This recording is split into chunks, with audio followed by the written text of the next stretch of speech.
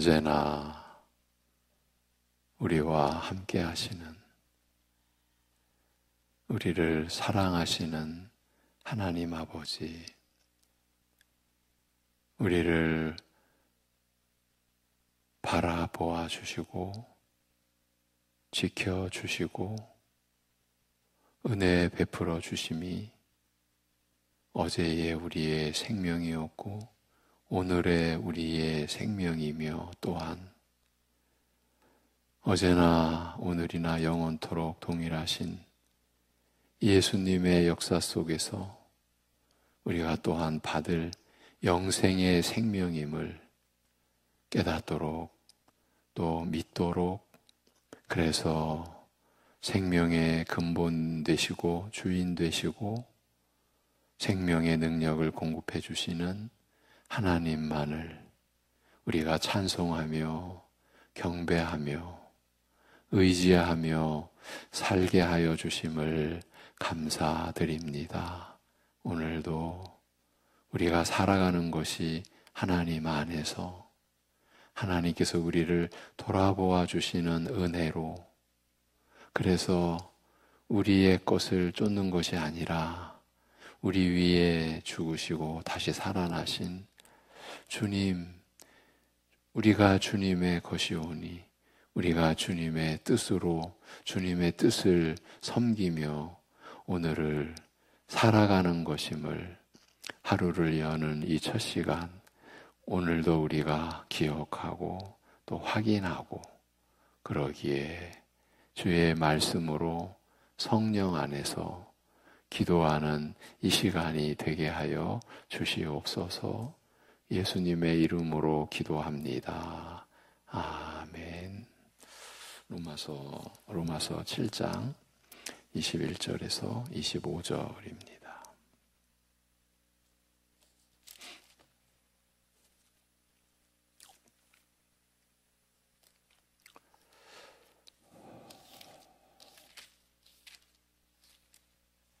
로마서 7장 21절에서 25절 보시겠습니다.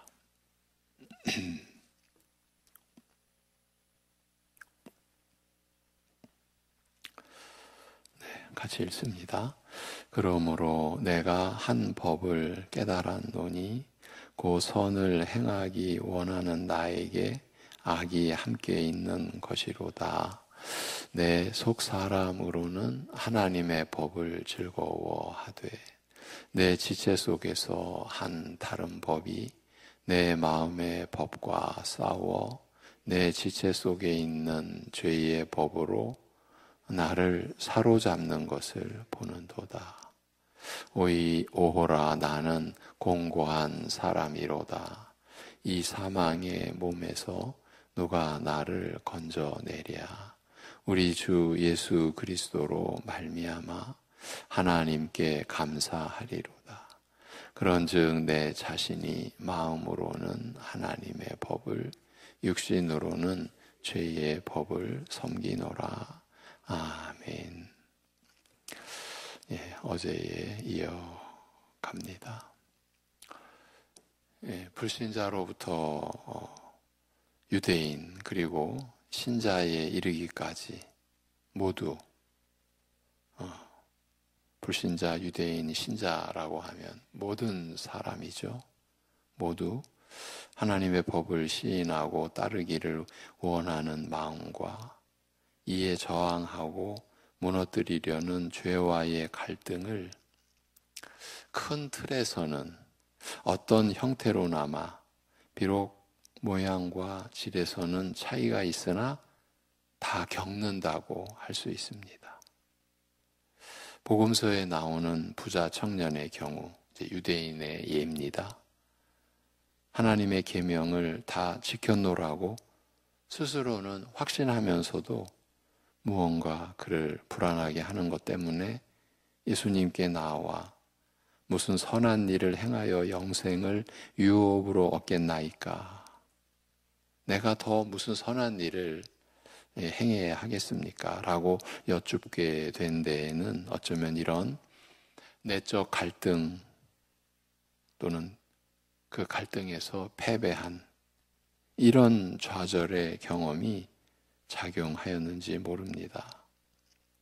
특히 우리 안에서 일어나는 이 선과 악의 갈등과 이 싸움을 두고 오늘 본문 21절에서는 그러므로 내가 한 법을 발견하였나니 선을 행하기를 원하는 나에게 악이 함께 있는 것이라고 말합니다.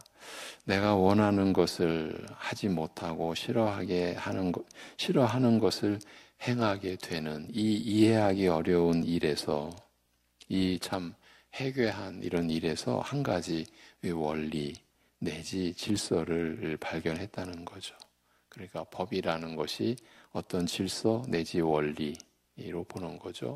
그런 한 가지 원리 내지 질서를 발견하되 그것은 하나님의 법이 선함을 시인하고 행하기를 원하는 마음과 나란히 악이 언제든지 뛰어들 태세가 되어 있다는 사실이라고 말합니다. 그리고 이런 내적 갈등과 싸움이 진행되는 과정과 결말에 대하여 이렇게 적고 있습니다. 22절, 23절입니다. 내가 속사람으로는 하나님의 율법을 기뻐하나 내 지체들 안에서 다른 법이 마음의 법에 대적하여 싸우며 내 지체 속에 있는 죄의 법 안으로 나를 사로잡아 오는 것을 보도다 라고 말합니다. 우선 내가 속사람으로는 하나님의 율법을 기뻐한다라고 하였습니다만 이것은 단순히 막연하게 선한 것을 사모하고 시인하는 그런 일반적인 심리 상태나 도덕 의식을 뜻하는 것으로 보기는 어렵습니다. 내가 속사람으로는 하나님의 율법을 기뻐한다라는 이 진술이 그저 선한 것을 이렇게 사모하는 그런 일반적인 마음의 상태나 어떤 윤리의식을 뜻하는 것으로 보기는 어렵다는 말입니다. 말하자면 불신자를 포함하여 일반인들이 막연하게 동경하는 도덕적 이상이나 어떤 규범에 대한 시인과 애착을 뜻한다고 보기 어려운 것입니다. 이 속사람이라는 이 표현이 신약성경 두 곳에서 고린도후서와 에베소서에서 사용되고 있습니다만 단순히 사람의 내면을 가리키는 그 말 이상의 뜻으로 사용되고 있기 때문입니다. 속사람, 우리의 속, 우리의 내면 그걸 뜻한다고 뜻하는 말로 단순히 그렇게 사람의 내면을 가리키는 말로 사용되는 것이 아니라 그 이상의 뜻으로 사용되고 있기 때문입니다. 고린도후서 4장 16절에서 그러므로 우리가 낙심하지 아니하노니 겉사람은 후패하나 우리의 속사람은 날로 새롭도다 라는 말씀에서 이 겉사람과 속사람은 사람의 외면과 내면을 가리키는 것이 사실입니다만 날로 새로워지는 그 내면의 속사람에 대해서 어떻게 설명하느냐 하면 우리의 잠시 받는 환난에 경한 것이 지극히 크고 영원한 영광에 중한 것을 우리에게 이루게 함이니 우리의 돌아보는 것은 보이는 것이 아니요 보이지 않는 것이니 보이는 것은 잠깐이요 보이지 않는 것은 영원함이니라고 이렇게 설명한 내용은 이것은 오직 신자의 내면에만 적용될 수 있는 것이기 때문입니다. 그러니까 일반 사람의 그러니까 겉과 속 그것을 나타낼 때 속사람이라 이렇게 성경은 쓴다고 보기 어렵다라는 겁니다. 왜냐하면 속사람을 설명하는 내용을 보면 이것은 오직 신자의 내면에만 적용될 수 있는 것이기 때문입니다. 에베소서 3장 16절도 마찬가지인데 그 영광의 풍성을 따라 그의 성령으로 말미암아 너희 속사람을 이렇게 나옵니다. 영광의 풍성을 따라 성령으로 말미암아 너희 속사람을 능력으로 강건하게 하옵시며 라고 한 내용도 마찬가지죠. 로마서 7장 22절에 속사람을 중생한 자로 보는 견해는 이런 구절에 근거를 두고 있지 않은가 여겨집니다. 이제 만일 이 해석이 맞는다면 속사람으로 하나님의 법을 기뻐한다는 말은 중생한 거듭난 신자의 속사람이 하나님의 법을 즐거워하는 것을 뜻한다고 할 수 있을 것입니다. 그런데 바로 이런 나에게서 한 다른 법이, 한 다른 질서 내지 원리가 나의 마음의 법과 싸우는 것을 본다고 말합니다.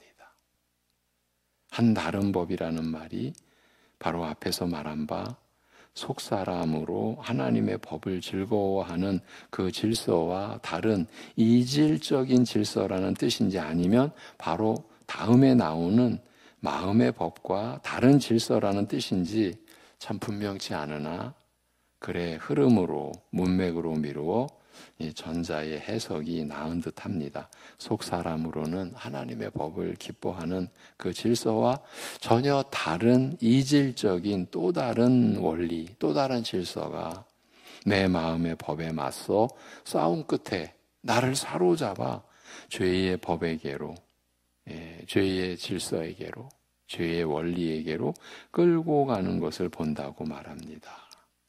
속사람으로 하나님의 법을 즐거워하는 것과는 다른 이질적인 질서와 원리라면 그것은 하나님의 법을 싫어하고 대적하는 질서일 수밖에 없을 것입니다. 그런데 하나님의 법을 싫어하고 대적하는 이런 질서가 나의 마음의 법에 맞서 싸운다고 말합니다. 이 마음이라고 하는 일반적으로 쓰이는 말이 있습니다. 그런데 그 일반적으로 마음을 이제 표기할 때 쓰는 말을 쓰지 않고 다른 표현을 썼어요. 이걸 원어의 얘기입니다.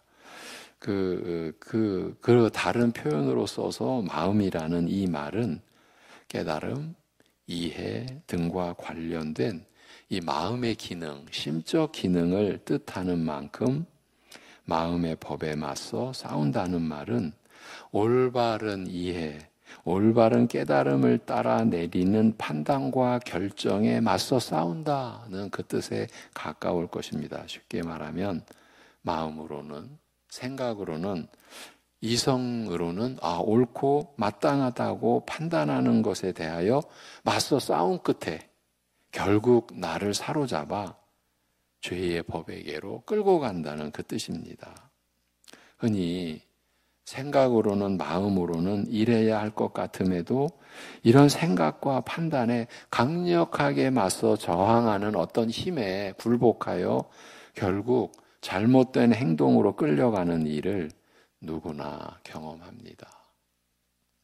로마서 2장 15절에서 양심에 대하여 설명하는 내용이 기록이 되어 있는데 이 양심에 대하여 설명하되 어떤 행동이나 결정에 대하여 정죄하고 비난하거나 찬성하고 변명하는 이런 여러 생각과 추론 사이에 벌어지는 논쟁과 논증을 거치면서 옳고 그름을 판단하는 기능으로, 그러니까 양심이 그런 옳고 그름을 판단하는 기능으로 말하고 있습니다만 이런 일반적인 양심상의 갈등을 겪으면서 양심의 판단을 따르지 못하는 경우, 이런 경우도 포함할 수 있을 것입니다.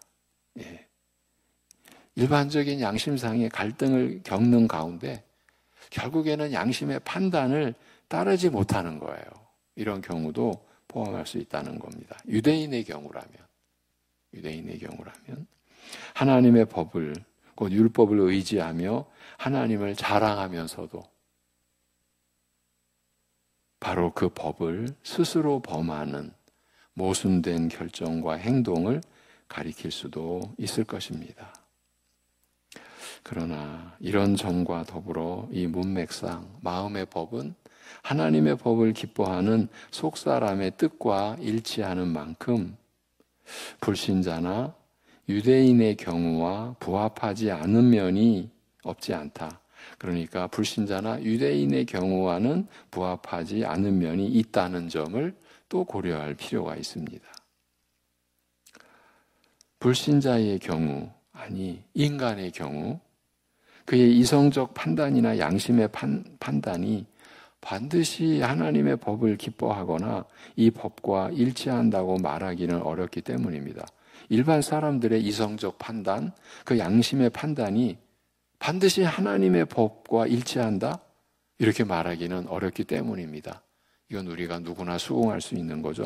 아니, 하나님을 모르는 불신자 아닙니까? 그런데 그들의 이성적 판단과 양심의 판단이 반드시 하나님의 법을 기뻐하는 것과 일치한다? 이렇게 볼 수 없는 거죠. 또 그렇게 말하기도 어렵기 때문입니다. 오히려 양심은 죄로 오염되어 더러워졌고 이성도 죄로 오염되어, 사실은 이 내용이 인간에 대한 최대의 비밀인 거죠. 근데 신자들은 이제 우리의 죄를 깨닫게 된 입장에서 전적인 타락, 그 원죄로 인한 부패한 육적 성품을 이제서 이제 인정하고 우리 자신을 더욱 주님의 말씀에 비추어서 들여다보는 것 아닙니까? 그러니까 우리가 사실 우리 자신도 모르는 거죠. 나를 알지 못하는 거예요, 인간들이. 이렇게 양심은 죄로 오염되어 더러워졌고 이성도 죄로 오염되어 오히려 하나님의 법에 반대하는 것이 기본인 만큼 하나님의 법을 속사람으로 기뻐하는 사람에게서 일어나는 이런 전쟁과 패배는 오직 신자만 경험하는 독특한 일이라고 할 수밖에 없습니다. 다만 유대인의 경우 율법 아래에 처한 독특한 이 사정으로 말미암아, 즉 율법의 연약함으로 말미암아 온갖 노력에도 불구하고 죄와의 싸움이, 달리 말하면 부패한 육적 성품, 목이 곧고 완악한 성품과의 싸움이 결국 비참한 패배로 끝날 수밖에 없다는 사실을 그들의 실패의 역사를 통하여, 구약의 역사죠. 구약의 역사 통째로 저들은 처절하게 경험하고 확인하였습니다. 이런 상황에서 24, 25절이 이어지는 겁니다. 비참한 사람이로다. 나여. 지금 바울 사도가 지금 고백하는 겁니다. 비참한 사람이로다 나여. 누가 나를 이 죽음의 몸에서 구하여 내랴. 그러나 예수 그리스도 우리 주를 통하여 하나님께 감사하리로다. 그러므로 나 자신이 마음으로는 하나님의 법을 섬기나 육으로는 죄의 법을 섬기도다 라고 말합니다. 더욱이 죄와의 전쟁에서 패배한 것으로 말미암아 깊은 비애를 느끼면서 인간의 가장 비참한 불행을 꿰뚫어 보고 탄식하는 것은 불신자에게서 기대하기 어려운 일입니다. 사실은 죄 자체를 모르니까, 양심도 죄로 오염되어 있으니까, 그러니까 일반 사람, 불신자에게서 이 죄로 인한 그 비참한 불행을 꿰뚫어 보며 탄식하는 것은 기대하기 어려운 일이죠. 더욱이 이런 죽음의 몸에서, 죽음도 단순한 죽음이 아니죠. 본래의 죽음, 영적 죽음, 영원한 죽음의 몸에서, 즉 죄의 노예가 되어 죄를 지을 수밖에 없는 삶에서 간절하게 구원을 바라는 것은 인간이 지닌 일반적인 종교성만으로는 설명하기 어렵습니다. 이제 백보양보해서 이방인이나 유대인에게서도 이런 깊은 고통과 절망, 백보양보한 거예요. 그런 입장에서 그들에게도 이런 깊은 고통과 절망, 그리고 구원에 대한 갈망의 흔적과 그 반영을 발견하고 어떤 관련성을 찾는다 해도, 백보양보해서 저들 안에서도 그 깊은 고통의 절망 속에서 구원에 대한 갈망의 흔적과 그 반영을 발견하고 어떤 관련성을 찾는다 하여도 마지막 말씀 24절, 그러나 예수 그리스도 우리 주를 통하여 하나님께 감사하리로다. 그러므로 나 자신이 마음으로는 하나님의 법을 섬기나 육으로는 죄의 법을 섬기도다라고 한 이 말씀만큼은 이방인 불신자의 것도 심지어 하나님의 백성이라 일컫는 유대인의 것도 될 수 없습니다. 유대인들, 유대교 안에 빠져있는 이들은 예수 그리스도를 부인하니까요. 그러니 이방인 불신자의 것도 유대인의 것도 될 수 없습니다. 오직 신자에게서만, 설사 유대인이라 할지라도 그리스도를 믿는 신자에게서만 나올 수 있는 감사와 고백이기 때문입니다. 지금까지 이제 살펴본 바와 같이 로마서 7장 7절부터 25절의 내용은 1인칭 대명사 나, 1인칭 나죠.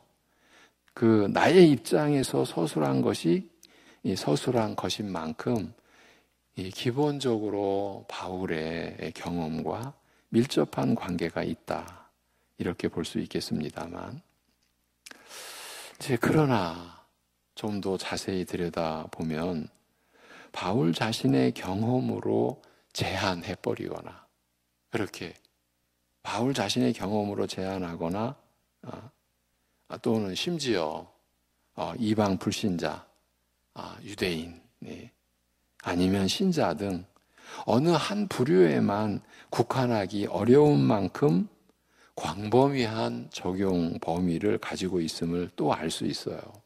그래서 우리가 사실은 이제 세상 말로, 시체 말로 하면 이랬다 저랬다 하듯이 우리가 이 몇 날 며칠을 말씀을 보아온 거죠. 그렇게 광범위한 적용 범위를 가지고 있음을 또 알 수 있어요.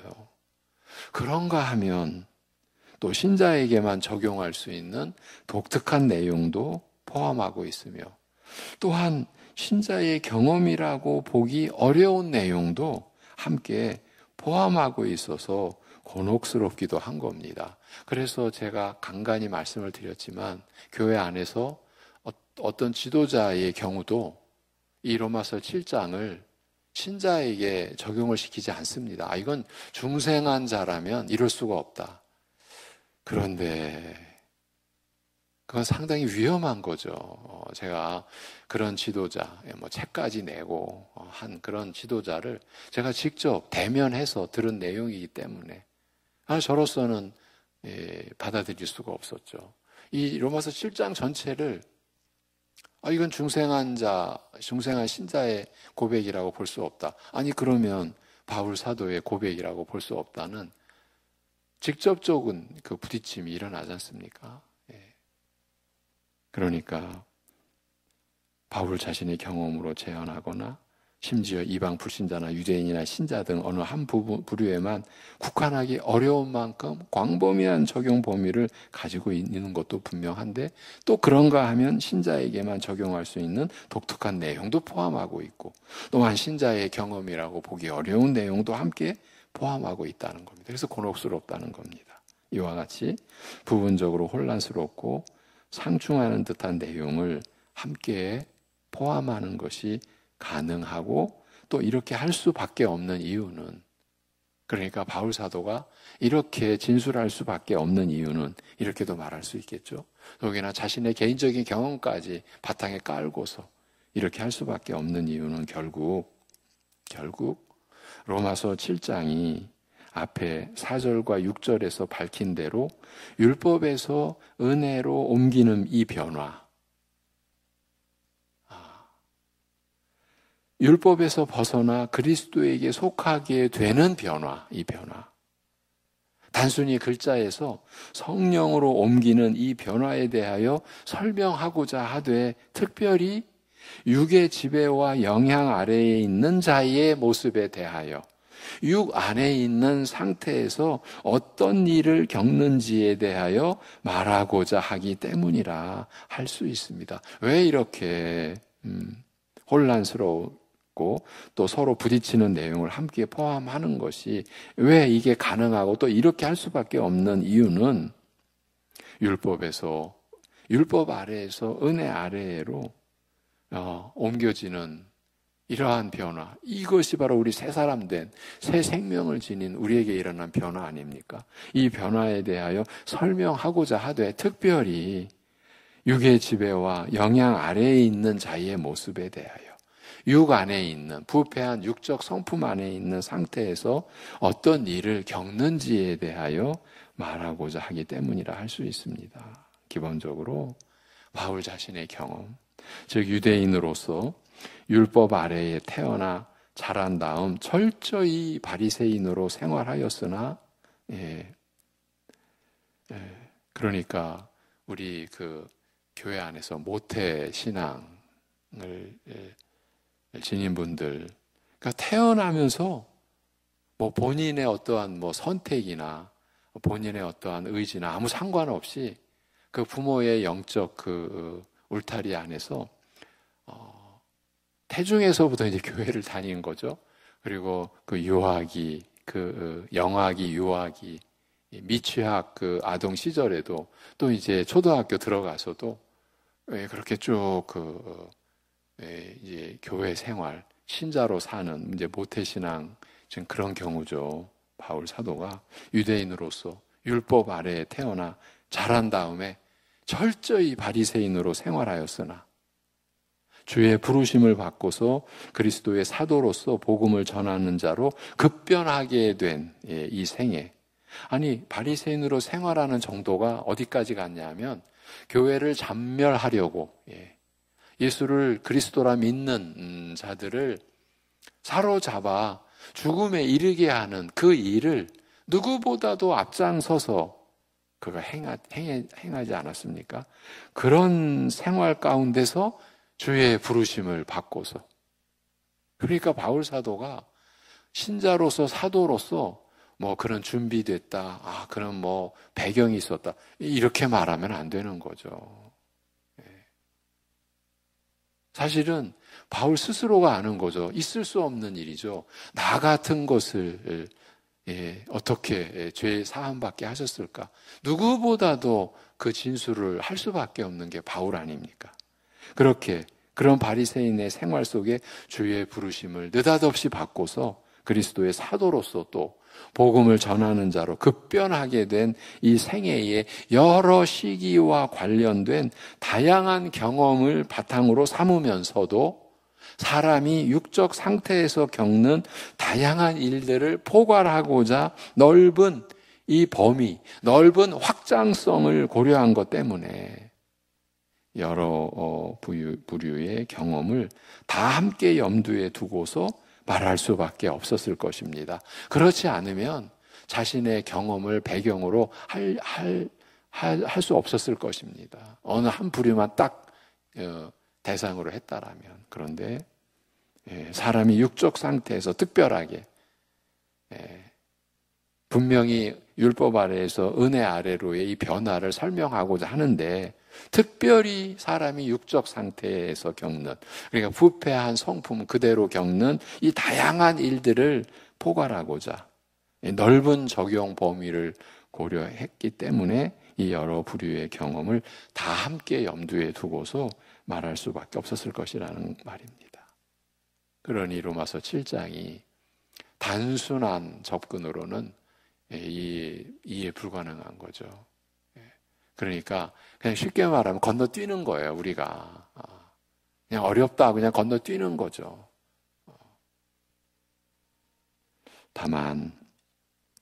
그러면서도 신자에게만 적용될 수 있는 내용을 말하면서도 동시에 신자에게 적용하기 어려운 내용을 함께 말하는 것에 대해서는, 즉 속사람으로는 하나님의 법을 기뻐하는 사실을 말하면서도 이 선한 마음과 의도가 좌절되어 결국 죄의 법 아래로 사로잡혀 끌려가는 패배에 대하여 말한 것에 대해서는 로마서 7장이 전체적으로는 율법에서 벗어나 그리스도에게 속하게 되는 것, 그리고 이와 함께 글자의 무력함에서 벗어나 성령으로 섬기게 되는 변화를 말하고 있으나, 7장에서는 그 첫 부분, 곧 육적 상태에서 우리가 경험하는 것, 육의 지배와 영향 아래에서 우리가 어떤 일을 겪는지에 대하여 집중적으로 말하고자 하기 때문이라. 그래서 신자의 경우에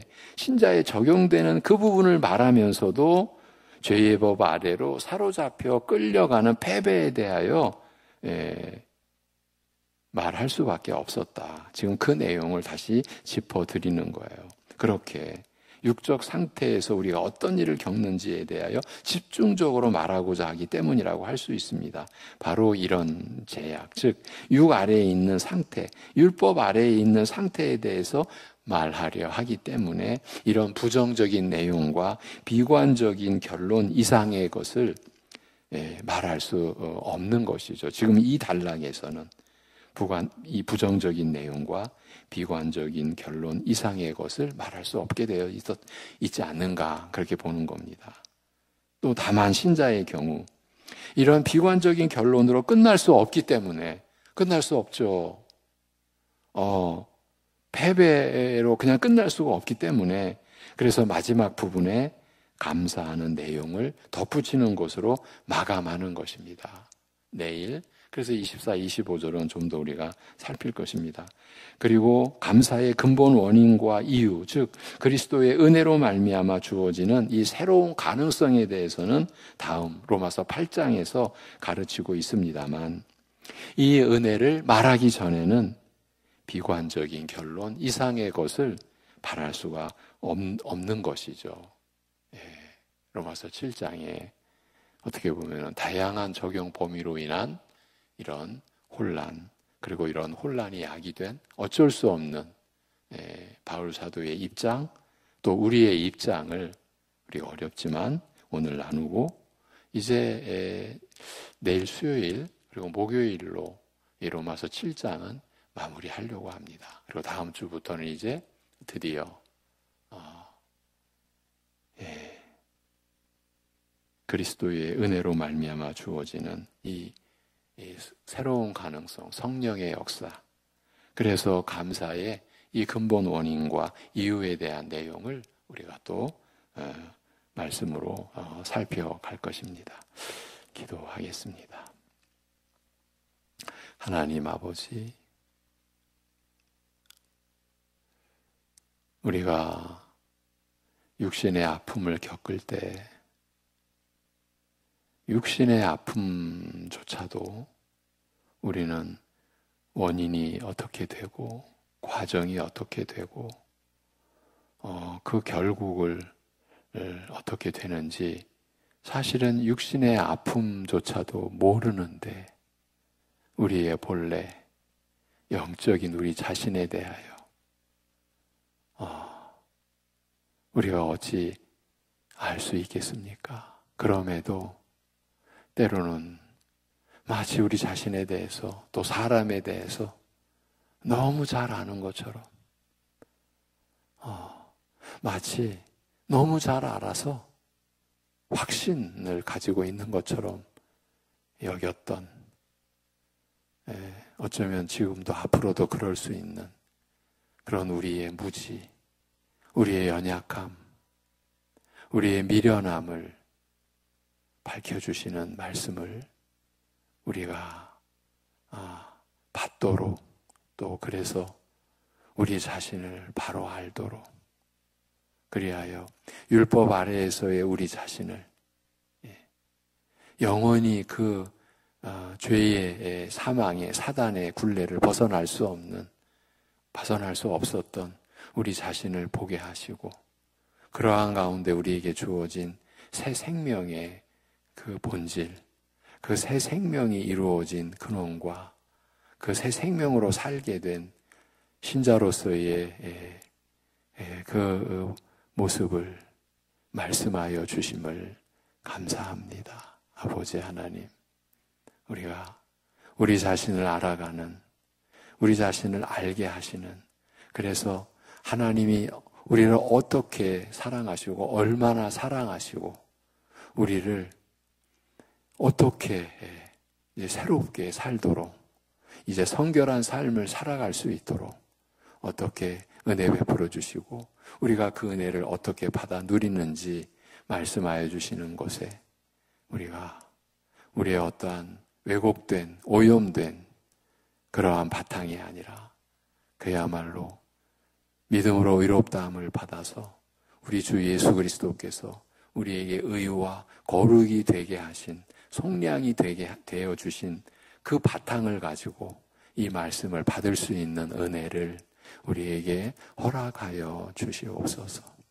그래서 우리의 죄를 바로 알고 우리가 받은 의의 은혜를 바로 알고 그래서 우리가 거룩함에 이르는 주님을 닮아가는 우리의 생애의 삶이 구체적으로 어떻게 이루어지고 어떻게 우리가 거룩한 열매를 맺고 그 결국이 영생에 이르게 되는 이 신자의 삶을 우리가 알고 또 그 삶을 살아낼 수 있는 은혜를 우리에게 내려주시고 허락하여 주시옵소서. 아버지 하나님, 나라의 일꾼들, 섬기는 자를 세우는 일들, 이렇게 참으로 너무나 혼란 가운데 있는 이 민족의 오늘과 내일을 하나님 아버지 긍휼히 여기사 지켜주시고 신자된 우리들은 천지 만물을 다스리시는 하나님을 이럴 때일수록 더욱 바라보고 하나님의 다스리심을 구할 수 있는 믿음의 지혜, 그 믿음의 지혜를 받을 수 있는 그러한 기도를 드릴 수 있게 인도하여 주시옵소서. 병상의 우리 가족들, 어려운 상황에 있는 우리 이 신자, 우리 지체, 그들을 주님께서 붙들어 주셔서 그런 어려움 가운데일수록 죽은 자를 다시 살리시는 하나님만을 신뢰함으로 인하여서 피할 길을 열어주시고 나아갈 길을 열어주시는 주님을 오늘도 따를 수 있게 하여 주시옵소서. 예수님의 이름으로 기도하옵나이다. 아멘.